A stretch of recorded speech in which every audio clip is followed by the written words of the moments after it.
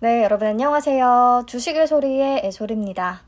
4월의 가장 큰 숙제였죠. SKIET의 청약이 드디어 끝났는데요. 경쟁률도 높고 또 청약 건수가 기가 막힌 수준으로 늘어나다 보니까 소문난 잔치에 먹을 것 없다. 이게 다 유튜버들이 떠들어대서 그렇다 이런 말씀 많이들 하시더라고요. 근데 유튜버가 굳이 언급하지 않았어도 여러 언론사에서 이미 난리가 날 대로 난 상황이고, 이런 분위기에 제가 SKIET를 다루지 않는다면 그건 주식 유튜버로서 그리고 공모주를 계속해서 다뤄왔던 유튜버로서 역할을 제대로 하지 않는 것밖에 안 됩니다. 저를 포함해서 다른 모든 유튜버분들이 책임을 다한 것뿐이니까 여러분들의 속상한 기분은 100번 이해하는데 저희 탓으로 너무 돌리지는 말아주세요. 네, 우선 어제부터 논란의 대상이었던 우리사주 미달분은요, 결국 기관 투자자에게 배정이 다 됐나 봅니다. 30%대의 미달이 발생했다고 하는데 이 실권 물량을 개인이 아닌 기관 투자자 몫으로 전량 넘겨버려서 조금 시끄러울 것 같기는 하네요. 작년 11월에 개정된 증권 인수 업무 등에 관한 규정을 보시면 우리사주 조합원이 공모주식의 20% 미만을 청약하는 경우, 그러니까 미달이 발생하는 경우 공모주식의 5% 이내에서 일반 청약자에게 배정할 수 있다라고 되어 있죠. 그리고 7번 조항을 보시면 6호까지 배정을 한 뒤에도 주식이 남으면 기관 투자자에게 배정을 한다라고 쓰여 있어요. 그러니까 이것만 보면 우리사주 미달분에 대한 우선순위는 일반 투자자들이 먼저 갖는 게 맞죠. 하지만 대표 주관사인 미래에셋은 이 규정에 나온 배정할 수 있다라는 부분을 좀 악용한 것 같습니다.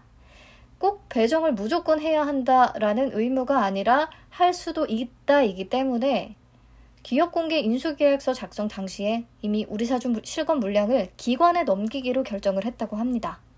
뭐예요? 근데 투자설명서나 증권신고서에 모두 우리사주 미청약 잔여 주식을 5%까지 일반 청약자에게 배정할 수 있다라고 기재를 해놨잖아요. 뭐야, 너희 양아치니? 아니, 일반 청약자 안중에도 없는 결정을 내렸네요. 이렇게 무시해도 되는 건가?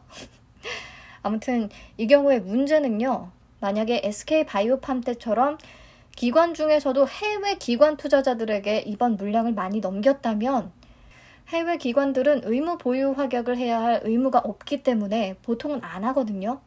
그래서 의무 보유 확약 비율이 오히려 낮아질 위험도 있습니다. 실제 배정이 된 이후에.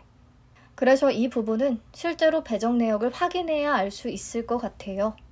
아무튼 기대했던 우리사주 미달분까지 날아갔으니까 다들 기운 빠지실만 합니다.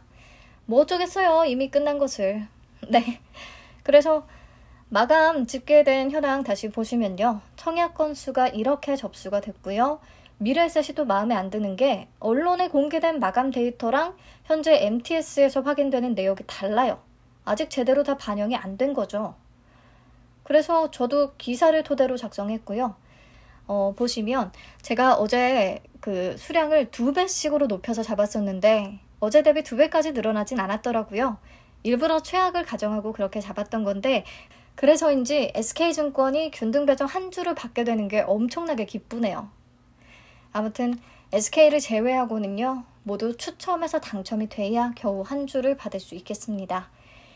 미래에셋은 균등 배정 물량을 청약 건수로 나눠주면 0.868이 나오니까 86.8%는 한 주를 받을 수 있겠고요. 13.2%는 배정을 못 받겠습니다. 한국투자증권은 66.4%는 한 주를 받고요. 33.6%에 해당하는 분들은 빵주 되겠습니다. SK증권은 17.9%만 두 주를 받아가겠고요. 82.1%는 균등 한 주를 받을 수 있겠습니다. 네, 삼성증권과 NH는 이미 다들 아시겠지만 한 주를 받는 게 쉽지 않을 텐데요. 삼성증권은 12.7%만 한 주를 받아가겠고요. NH증권은 단 10%만 한 주를 받을 수 있겠습니다. 그러니까 10명 중에 1명만이 그 행운을 누릴 수 있는 거예요. 여러분, 혹시 삼성과 NH에서 한 주를 받게 되시면 재미삼아서 복권 사보시는 것도 좋을 것 같네요. 네, 다음으로 종합 경쟁률 보시면 SK증권이 이번에도 가장 낮기는 해요. 다음에 NH가 502.16대 1로 가장 높았고 미래에셋은 283.53대 1, 한투는 281.88대 1, SK증권은 225.14 대 1을 기록했습니다. SK증권의 이 수치가 어떻게 나온 거냐고 물어보는 분 계셨는데 저도 SK증권이 총 청약 주수를 공개하지 않기 때문에 종합 경쟁률을 계산을 직접 못해요. 그래서 언론 기사 참고했습니다. 미래에셋이 그날의 마감 데이터를 바로바로 언론에 제공하나 봐요. 네, 그래서 SK증권을 제외하고 비례 경쟁률 곱하기 2 해서 계산했고요. SK증권이 공모주를 배정할 때 고객 등급별로 우선순위를 나눠서 배정하거든요. 그래서 일반 등급을 기준으로 비례 경쟁률을 제시한 것을 보면 562.85 대 1이고요. 비례 경쟁률을 따져보니까 SK증권이나 나머지 미래에셋과 한투 큰 차이는 없었습니다. 그래서 여기까지 SKIT의 청약 결과를 기존의 IPO 4대장과 비교해서 보면요. 총 청약 건수는 474만 4,557건, SK바이오사이언스의 거의 2배에 달하네요. 그리고 첫날의 청약 증거금은 22조를 넘겼는데 총 청약 증거금이 거의 81조가 들어왔어요. 예상보다 더 많았습니다. 요즘에 주식시장도 재미없고 코인도 불안정한 상태라서 더 그랬는지 진짜 많은 자금이 이번 SKIT의 청약에 몰렸네요. 아마 중복 청약 막차라고 해서 더 그런 것 같고요. 네, 그래서 내가 몇 주나 받게 될런지 다들 계산을 해보셨을 텐데 이번에도 비례배정분을 계산할 때 546입 제도를 적용해야 할까요? SK바이오사이언스 때에는 한 주 미만의 단수주에 대해서 원칙적으로 546입을 적용, 잔여 주식이 최소화되도록 배정한다 라고 투자설명서에 명시가 돼 있었는데요. SKIT는 조금 달라요. 어제도 말씀을 드렸지만 단수주는 소수점이 높은 청약자들부터 순차적으로 배정한다고 쓰여 있어요. 그리고 만약에 동일한 소수점을 보유한 일반 청약자들이 많은데 배분할 단수주가 부족하게 될 경우에는 청약 주식 수량과 청약 등급을 고려해서 배분한다 라고 되어 있죠. 그러니까 나와 동일한 소수점을 보유한 사람들이 많은데 내 청약 주식 수량이 남들보다 적고 청약 등급도 낮다면 나는 이 소수점을 그냥 버려야 하는 상황이 있을 수도 있다는 겁니다. 그래서 예상하기가 좀 너무 어려워요. 제 경우를 예로 들면 저는 미래에셋증권의 800주, SK증권의 1000주를 나눠서 청약했거든요. 그렇다면 미래에셋은 800 나누기 567.06 하면 1.41이 나오고요. SK증권은 1000 나누기 562.85 하면 1.77이 나옵니다.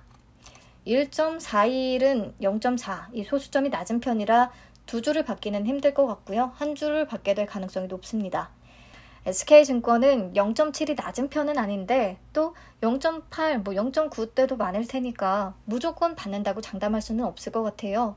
게다가 동일하게 0.7대가 많다고 하면 저는 청약 수량이 많지 않고 청약 등급도 일반 등급이기 때문에 받기 어려울 수 있습니다. 정확한 결과가 나와 봐야 알 것 같아요. 여러분들도 대충만 우선 계산을 해보시고요. 그래도 소수점 0.8이나 0.9는 받을 확률이 높지 않을까 생각을 합니다. 네, 오늘 다들 청약하느라 너무 고생 많으셨어요. 그래도 SK바이오사이언스 때보다는 오류가 훨씬 덜해서 에너지 소비가 그렇게 크지는 않았네요. 영상을 시청하신 모든 분들에게 추첨의 행운이 따르길 간절히 바라겠고요. 오늘은 특히 더 편안한 밤 되시기를 바랍니다. 환불일은 5월 3일, 상장은 5월 11일 다시 체크해 두시고 아마 배정 결과는 빠르면 내일 공개하는 증권사도 분명히 있을 것 같아요. 청약 내역이나 결과 조회 탭을 통해서 확인해 주시면 될 것 같습니다. 네, 시청해 주셔서 감사합니다.